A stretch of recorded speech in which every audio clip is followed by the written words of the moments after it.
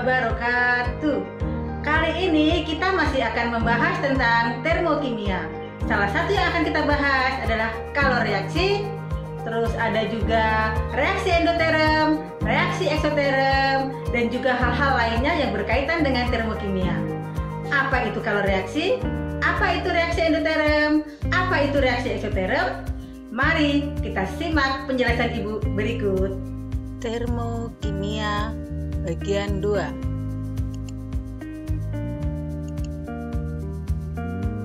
Bentuk-bentuk energi. Energi kinetik, energi potensial, energi dalam. Tanda untuk kalor dan kerja. Sistem menerima kalor, Q bertanda positif. Sistem membebaskan kalor, Q bertanda negatif. Sistem melakukan kerja, W bertanda negatif. Sistem menerima kerja, W bertanda positif. Energi dalam, lambangnya E huruf besar. Energi kinetik adalah energi yang berkaitan dengan gerakan molekul-molekul sistem. Sedangkan bentuk energi lain yang tidak berhubungan dengan gerak disebut energi potensial. Jumlah energi yang dimiliki oleh suatu zat atau sistem disebut energi dalam dan dinyatakan dengan lambang E.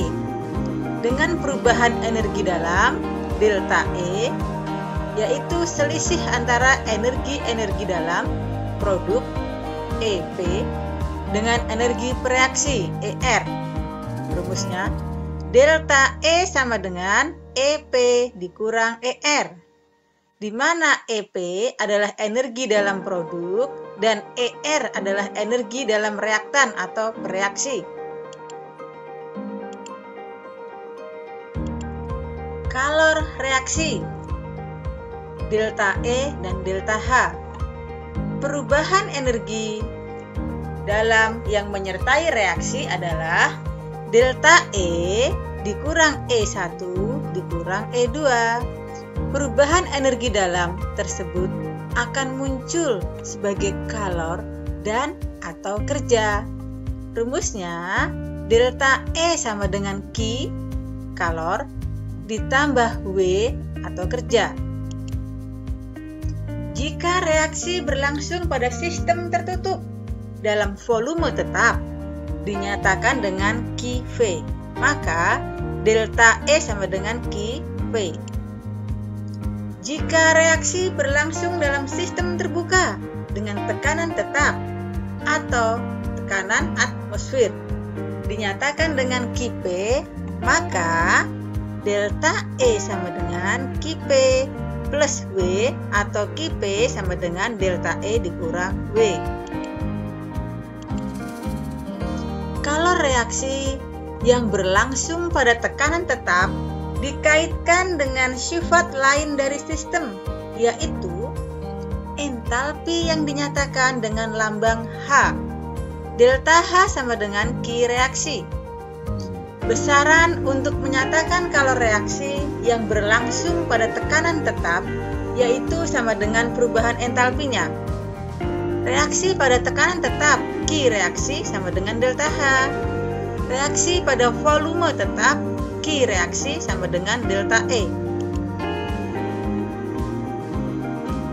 Karena sebagian besar reaksi berlangsung pada tekanan tetap, yaitu tekanan atmosfer atau ATM, maka kalor reaksi biasanya dinyatakan sebagai perubahan entalpi. Reaksi eksoterm dan endoterm. Reaksi eksoterm sebagai reaksi yang membebaskan kalor, sedangkan reaksi endoterm sebagai reaksi yang menyerap kalor. Ini sistem, ini ada kalor. Eksoterm, reaksi yang membebaskan kalor. Jadi tanda panahnya ini menghadap keluar. Endoterm sebagai reaksi yang menyerap kalor. Perhatikan pada gambar ini ilustrasinya, ada sistem, ada kalor, tanda panahnya menghadap ke dalam sini, ke arah sistem. Jadi ini adalah contoh dari ilustrasi endoterm. Perubahan entalpi atau delta H yaitu selisih antara entalpi produk dengan entalpi pereaksi, HP dikurang HR. Ini bertanda positif. Reaksi endoterm, delta H sama dengan HP dikurang HR. Ini lebih besar dari 0 dan bertanda positif. Entalpi produk lebih kecil daripada entalpi pereaksi. Oleh karena itu, perubahan entalpinya bertanda negatif. Reaksi eksoterm, delta H sama dengan HP dikurang HR. Ini lebih kecil dari 0 dan tandanya negatif. Diagram tingkat energi untuk reaksi A. Ini reaksi A, ini adalah endoterm. Yang ini reaksi B adalah untuk eksoterm.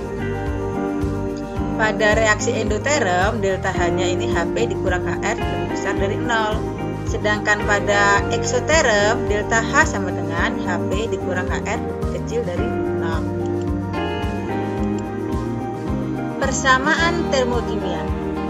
Persamaan termokimia adalah persamaan reaksi yang mengikut sertakan perubahan entalpinya. Nilai H yang dituliskan pada persamaan termokimia disesuaikan dengan stoikiometri reaksi. Contoh, 1 mol air dari gas hidrogen dengan gas oksigen dibebaskan 286 Kj. Di sini dalam kurung min 286 Kj. Karena yang dibebaskan adalah gas oksigennya. H2 ini berwujud gas, bereaksi dengan setengah O2 berwujud gas, menghasilkan H2 berwujud cair. Delta H-nya negatif 286 Kj. 2H2 berwujud gas bereaksi dengan O2 berwujud gas, hasilnya 2H2O berwujud cair. Delta H-nya sama dengan negatif 572 Kj. Jika koefisien reaksi dikalikan 2, nilai delta H reaksi juga harus dikalikan 2. Entalpi molar. 1. Entalpi pembentukan standar delta HF. Ada angka lingkaran atau 0 dari sini, ini artinya standar. Jika pengukuran dilakukan pada keadaan standar 298 K atau 298 Kelvin, ini 1 atmosfer atau ATM, dan semua unsur-unsurnya dalam bentuk standar, perubahan entalpinya disebut entalpi pembentukan standar. Ini adalah lambangnya, delta HF 0 atasnya ya, artinya standar. Dinyatakan dalam kilojoule per mol, Kj mol pangkat min 1 tulisannya. Dua hal yang perlu diperhatikan berkaitan dengan entalpi pembentukan standar. Untuk entalpi pembentukan standar ini, yaitu bahwa zat yang dibentuk adalah 1 mol dan dibentuk dari unsurnya dalam bentuk standar. Rumus kimia zat H2O berwujud cair di sini. Delta HF0 atau delta H standarnya ini Kj mol pangkat min 1 satuannya min 285,85. Persamaan termokimia reaksi pembentukan. H2 berwujud gas bereaksi dengan setengah O2 berwujud gas menghasilkan H2O berwujud cair. Delta H sama dengan min 285,85 Kj. H2 berwujud gas, delta HF standarnya negatif 241,8 atau 241,8. Persamaan termokimia reaksi pembentukan H2 berwujud gas bereaksi dengan setengah O2 berwujud gas menghasilkan H2O berwujud cair. Delta H sama dengan negatif 241,8 kJ. Yang terakhir di sini C. Delta HF standarnya adalah 0. C ini grafit, di sini juga grafit, delta HF-nya sama dengan 0. Ini adalah contoh entalpi pembentukan dari beberapa zat. Yang kedua, entalpi perurean standar, lambangnya delta Hc. Di atasnya ingat, kalau standar ada tandanya 0 di atasnya ya. Reaksi perurean merupakan kebalikan dari reaksi pembentukan. Oleh karena itu, sesuai dengan asas kekekalan energi, nilai entalpi perurean sama dengan entalpi pembentukannya, tetapi tandanya berlawanan. Jika pada pembentukannya tandanya adalah negatif, maka pada reaksi perurean nanti tandanya menjadi positif. 3. Entalpi pembakaran standar. Pembakaran dikatakan sempurna jika karbon terbakar menjadi CO2, hidrogen terbakar menjadi H2O, dan belerang terbakar menjadi SO2.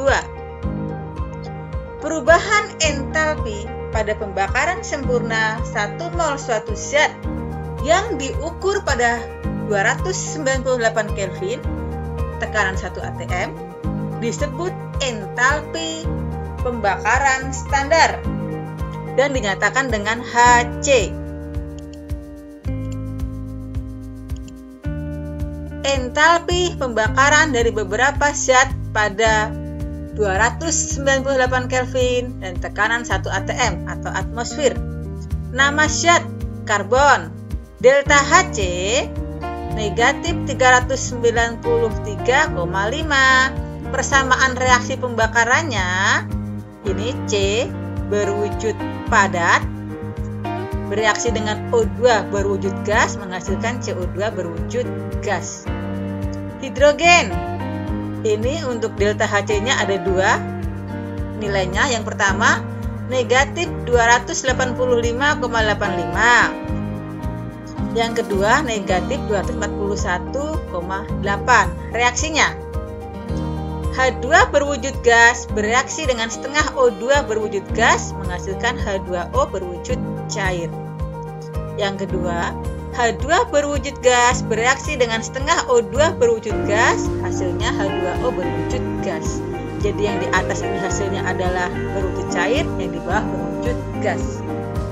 Belerang, delta Hc-nya negatif 297. Persamaan reaksi pembakaran, S berwujud padat bereaksi dengan O2 berwujud gas menghasilkan SO2 berwujud gas. Contoh, pada pembentukan 1 gram NaCl dibebaskan kalor sebesar 7,024 kJ atau kilojoule. Tentukan entalpi pembentukan dan tuliskan persamaan termokimia reaksi pembentukan NaCl. Diketahui aRNA sama dengan 23 dan Cl sama dengan 35,5. Jawab. Pada pembentukan 1 gram NaCl dibebaskan kalor sebesar 7,024 kJ. Berarti entalpi pembentukan NaCl adalah negatif 7,024 kJ G pangkat min 1. Entalpi pembentukan harus dinyatakan dalam satuan kJ mol pangkat min 1. Massa molar NaCl sama dengan 58,5, artinya 58,5 G mol pangkat min 1. Jadi entalpi pembentukan NaCl adalah negatif 7,024 kJ G pangkat min 1 dikali 58,5 G mol pangkat min 1. G di sini adalah gram.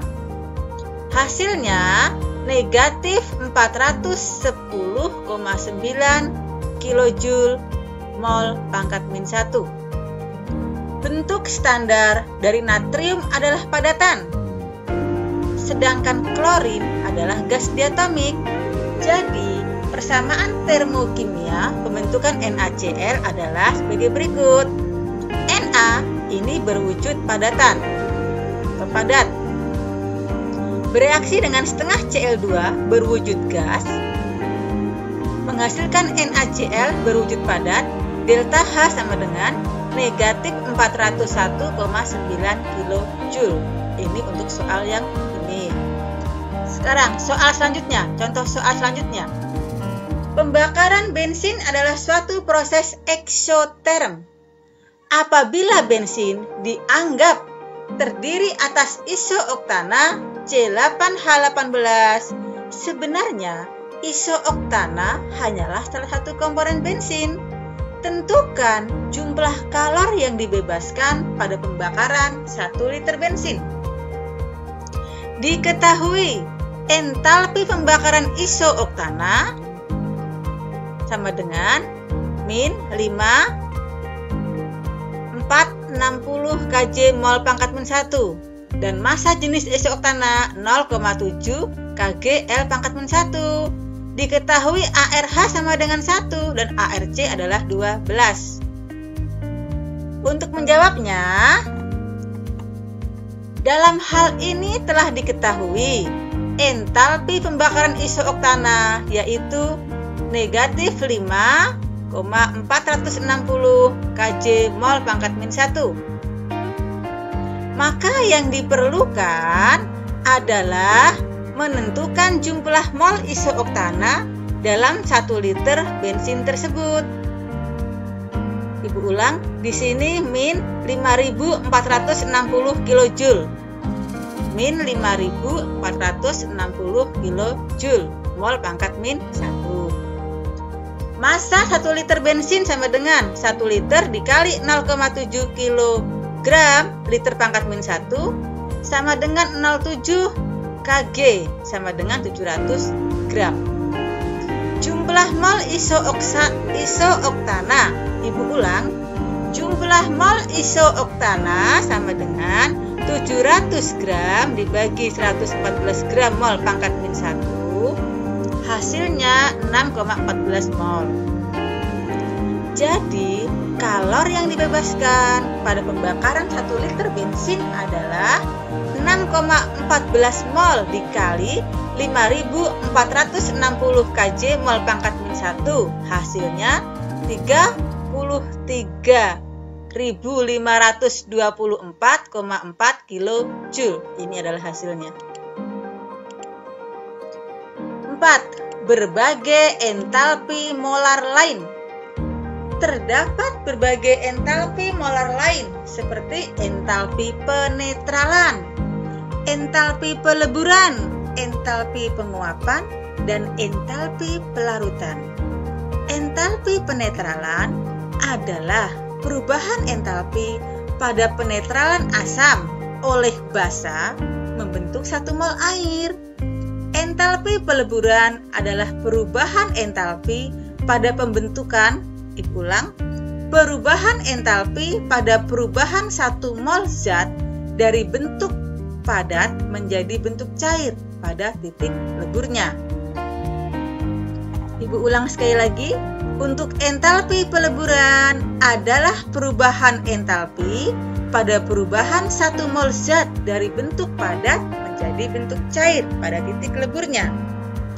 Entalpi pelarutan adalah perubahan entalpi pada pelarutan 1 mol zat.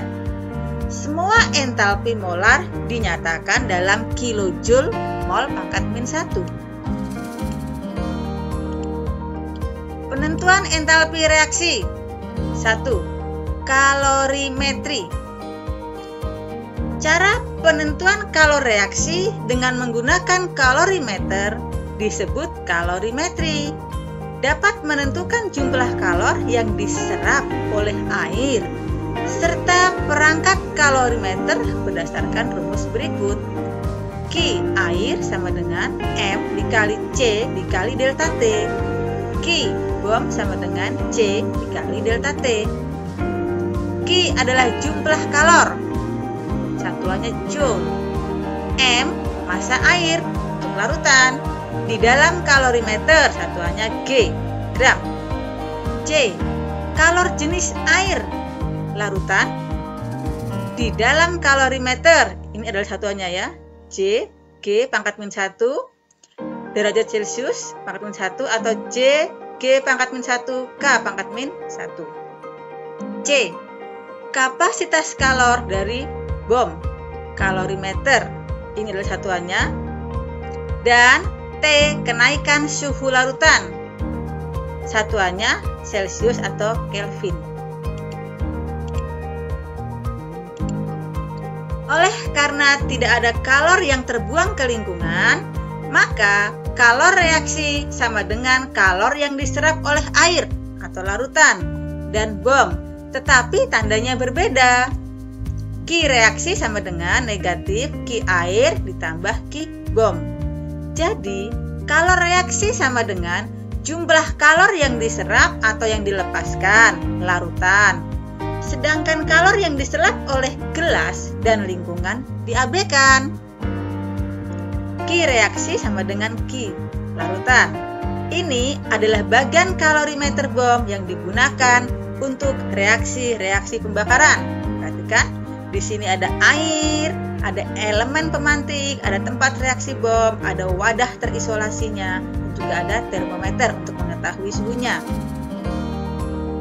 Ini adalah contoh gambarnya seperti ini untuk kalorimeternya. Contoh soal.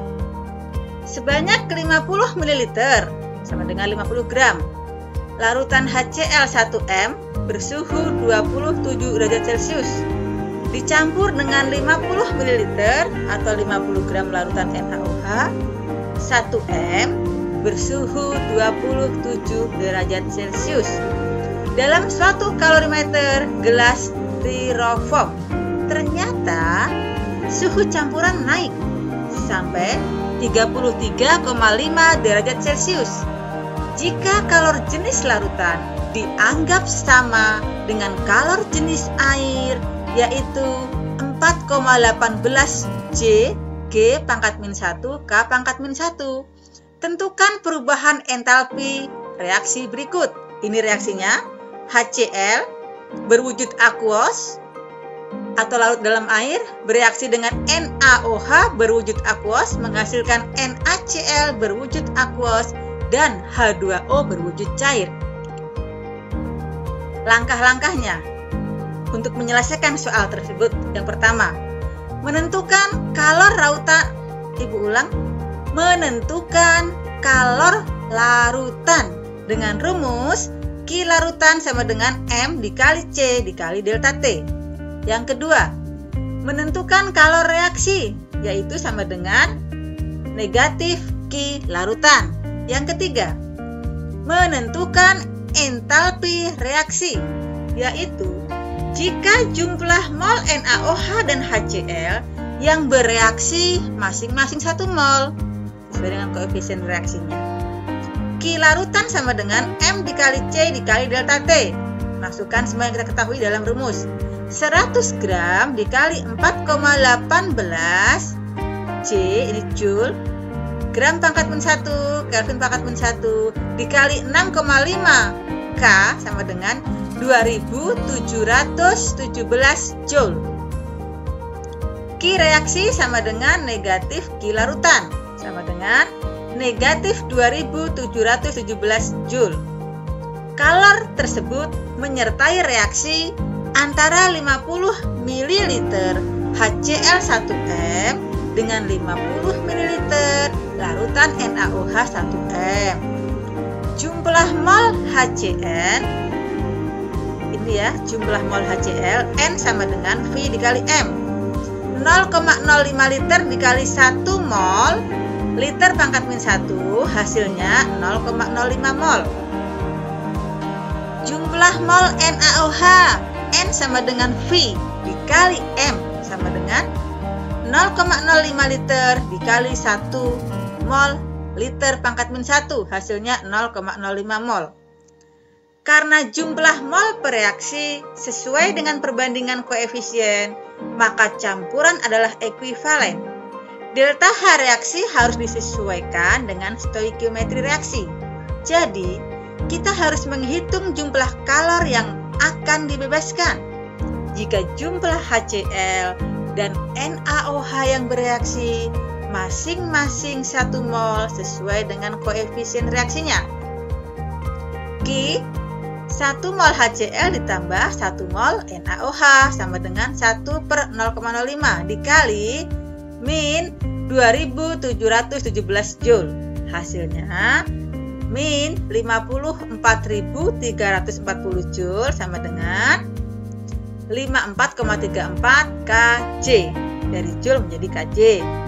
Jadi, delta H reaksi sama dengan Q reaksi sama dengan min atau negatif 54,34 kJ. Persamaan termokimianya adalah sebagai berikut. HCl berwujud aquos bereaksi dengan NaOH berwujud aquos, menghasilkan NaCl berwujud aquos dan H2O berwujud cair. Delta H sama dengan negatif 54,34 kJ. Yang kedua, hukum Hess. Hukum Hess berkaitan dengan reaksi-reaksi yang dapat dilangsungkan menurut 2 atau lebih cara. Reaksinya dapat dilangsungkan menurut 2 cara berikut. Cara 1, reaksi 1 tahap. Dan cara 2, reaksi 2 tahap. Henry Hess menemukan bahwa kalor reaksi dari kedua cara tersebut adalah sama. Cara 1, ini ada reaksinya. C berwujud padat bereaksi dengan O2 berwujud gas menghasilkan CO2 berwujud gas. Delta H sama dengan negatif 394 kJ. Cara 2, tahap 1, C berwujud padat bereaksi dengan setengah O2 berwujud gas menghasilkan CO2 berwujud gas. Delta H-nya negatif 111 kJ. Tahap 2, CO2 berwujud gas bereaksi dengan setengah O2 berwujud gas menghasilkan CO2 berwujud gas. Delta H-nya negatif 283 kJ. Cara 1, ini tahap 1, ini tahap 2. Reaksinya C berwujud padat bereaksi dengan O2 berwujud gas menghasilkan CO2 berwujud gas. Delta H-nya adalah negatif 394 kJ atau kJ. Ini cara 1, ini cara 2. Cara 1 hanya ada 1 tahap saja. Cara 2 ada tahap 1, ada tahap 2. Hukum Hess yaitu kalor reaksi hanya bergantung pada keadaan awal dan keadaan akhir, tidak ada lintasan. Ulang, hukum Hess yaitu kalor reaksi hanya tergantung pada keadaan awal dan keadaan akhir, tidak ada lintasan. Hukum Hess dapat dinyatakan dalam bentuk diagram siklus atau diagram tingkat energi. Seperti ini keadaan awal, ini keadaan akhir, ini cara 1, ini adalah cara kedua. Ini juga keadaan awal, keadaan akhir. 3. Penentuan kalor reaksi berdasarkan hukum Hess. Berdasarkan hukum Hess, kalor reaksi dapat ditentukan secara tidak langsung. Artinya, tidak melalui suatu percobaan, tetapi dari kalor reaksi-reaksi lain yang berhubungan. 4. Penentuan kalor reaksi berdasarkan data entalpi pembentukan. Kalor suatu reaksi dapat juga ditentukan berdasarkan data entalpi. pembentukan zat bereaksi dan produknya. Dalam hal ini, zat bereaksi dianggap terlebih dahulu terurai menjadi unsur-unsurnya. Kemudian, unsur-unsur tersebut bereaksi membentuk zat produk. Contoh soal. Diketahui data seperti berikut di bawah ini. Perhatikan. 1. H2 berwujud gas bereaksi dengan F2 berwujud gas, menghasilkan 2HF berwujud gas delta H sama dengan negatif 537 kJ. 2. C berwujud padat bereaksi dengan 2F2 berwujud gas, menghasilkan CF4 berwujud gas delta H sama dengan negatif 680 kJ. 3. 2C berwujud padat bereaksi dengan 2H2 berwujud gas, menghasilkan C2H4 berwujud gas delta H sama dengan 52,3 kJ. Tentukan entalpi reaksi. 4. C2H4 berwujud gas bereaksi dengan 6F2 berwujud gas, menghasilkan 2CF4 berwujud gas dan 4HF berwujud gas delta H sama dengan berapa? Jawab.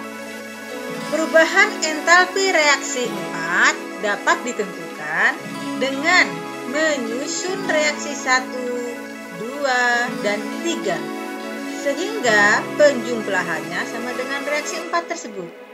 Reaksi 1, acuannya adalah HF. Oleh karena koefisien HF pada reaksi 4 adalah 4, di sini 4 ya, maka koefisien reaksi 1 harus dikali 2. Reaksi 1 disusun menjadi seperti berikut. 2H2 berwujud gas bereaksi dengan 2F2 berwujud gas. Hasilnya 4HF berwujud gas delta H sama dengan negatif 1074 kJ.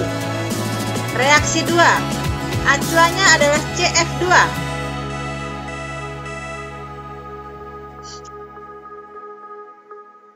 Ibu ulang. Reaksi 2, acuannya adalah CF4. Oleh karena koefisien CF4 pada reaksi 4 adalah 2, maka koefisien reaksi 2 harus dikali 2. Reaksi 2 disusun menjadi 2CF berwujud padat bereaksi dengan 4F2 berwujud gas. Hasilnya 2CF4 berwujud gas. Delta H sama dengan negatif 1360 kJ. Reaksi 3, acuannya adalah C2H4. Koefisien C2H4 pada reaksi 3 dan reaksi 4 sudah sama. Tetapi reaksi 3 perlu dibalik sehingga C2H4 berada di ruas kiri. Ini di sini C2H4 adalah ruas kanan. Yang inilah yang perlu dibalik agar C2H4 nanti berada di ruas kiri. Setelah kita balik, reaksinya menjadi seperti ini. C2H4 ini berwujud gas. Di sini menjadi 2C berwujud padat plus 2H2 berwujud gas. Delta H sama dengan negatif 52,3 kJ. Selanjutnya, ketiga reaksi tersebut dijumlahkan. Kita tulis reaksinya di sini dengan delta H masing-masing ditulis sampingnya. Setelah itu kita jumlahkan reaksinya ya. C2H4 berwujud gas bereaksi dengan 6F2 berwujud gas. Hasilnya 2CF4 berwujud gas dan 4HF berwujud gas. Delta H sama dengan negatif 2486,3 kJ. Ini hasil akhirnya.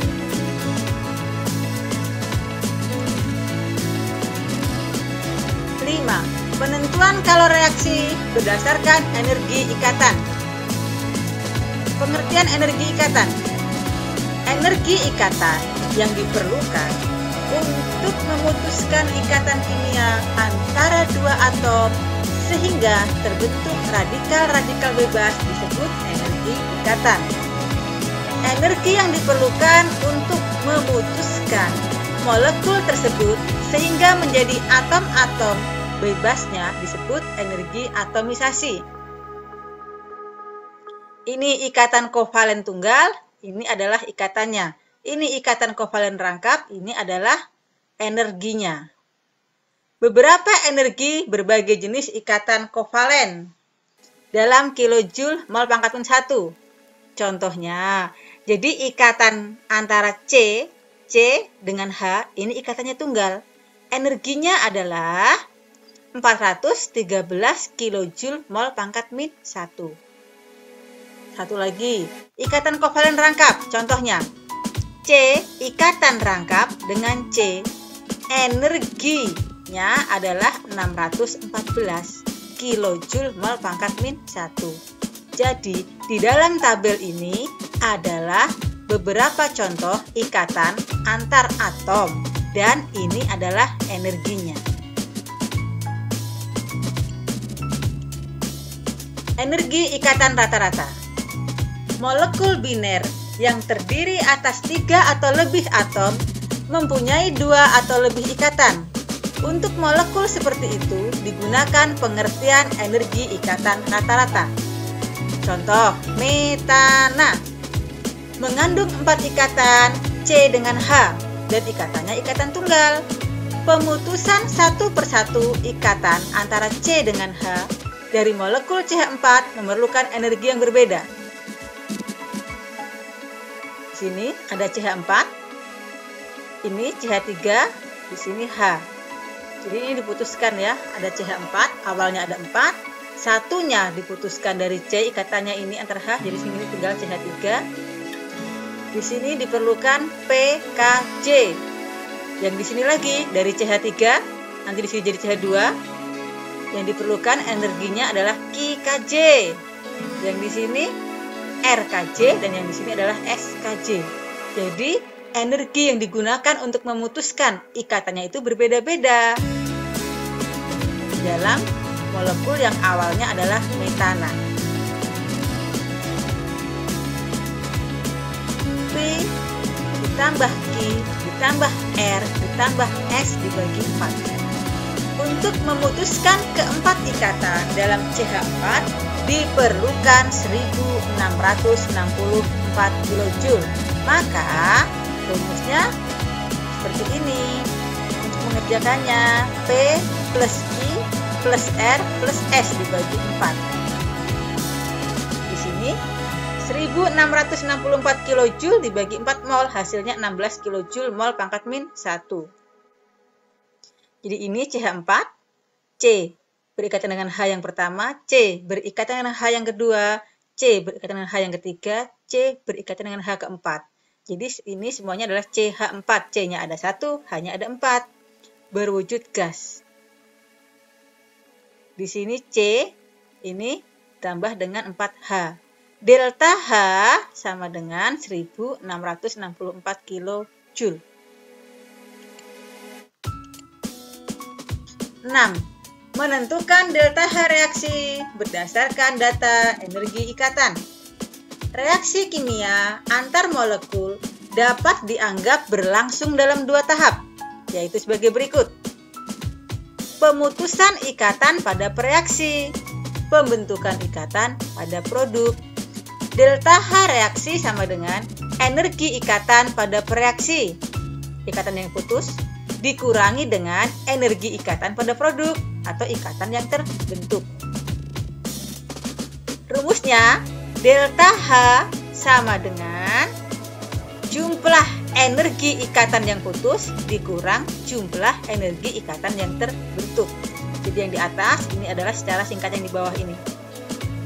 Ibu ulang, delta H sama dengan jumlah energi ikatan yang putus dikurang jumlah energi ikatan yang terbentuk. Contoh.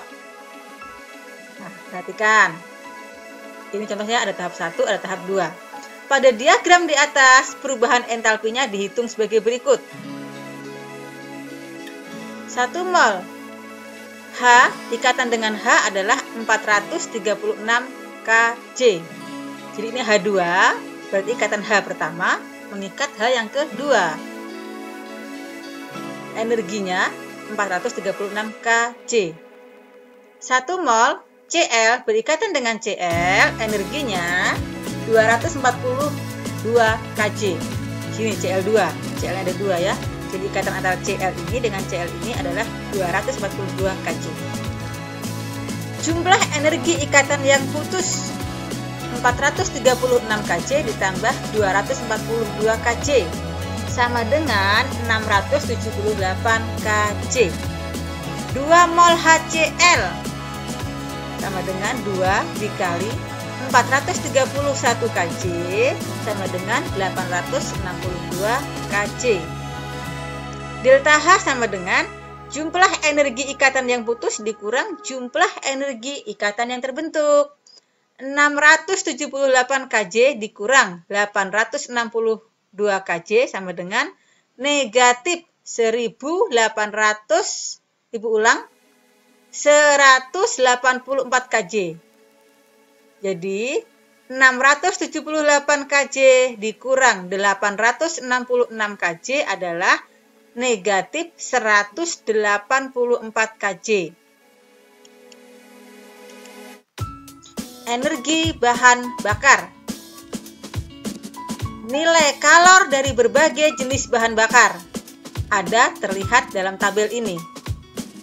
Jenis bahan bakar, gas alam, komposisinya dalam persen ya, C 70%, H 23%, O 0%. Nilai kalornya dalam kilojoule gram pangkat min 1, 49.